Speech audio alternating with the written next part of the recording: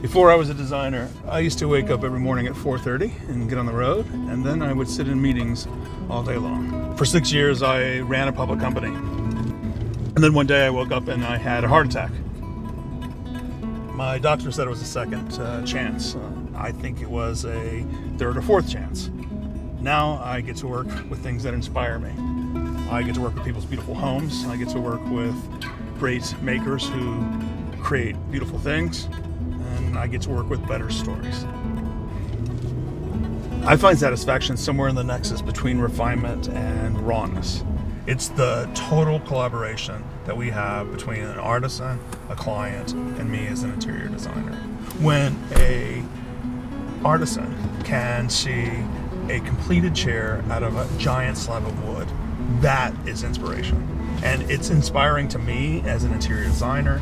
It's inspiring to me as a furniture designer when we can take all of those things, put them all together, and we come up with the completed product for one of our clients. And that's the story that we like to tell at Studio 6F, and that's what differentiates us.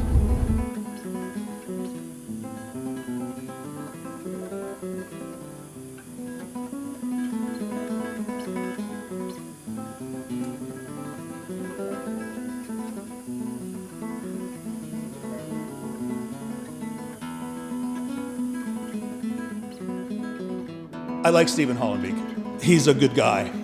He's got a really cool wife. He goes fishing with his buddies in Canada. He even makes his own tools. He's got this really awesome sanding ball that he's created that he uses for all his resin pieces.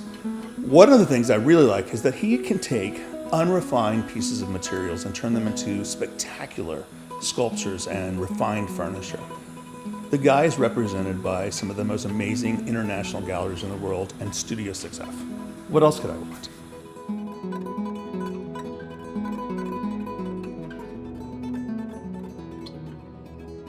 Listen, design has been embedded in my psyche since I was a kid.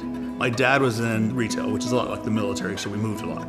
And when we moved, my mom seemed to have everything under control. So on Fridays, the movers would come, and on Sunday, by the end of the day, all of the art was hung up on the walls and we were ready to go to sleep. I learned really, really early from my mom that it was important to remove chaos out of the move and out of design.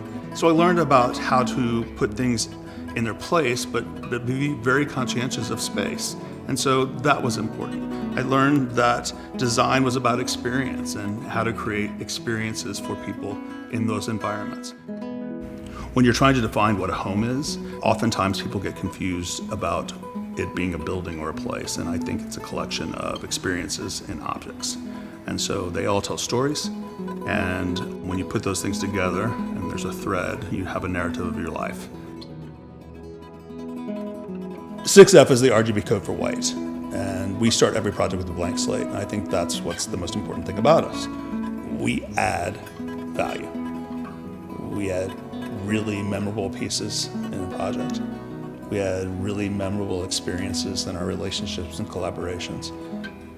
But most importantly, we add a new thread in the narrative for your family or your relationships and new things that you can talk about as you tell the story of your life. I think that's what we add to the white space.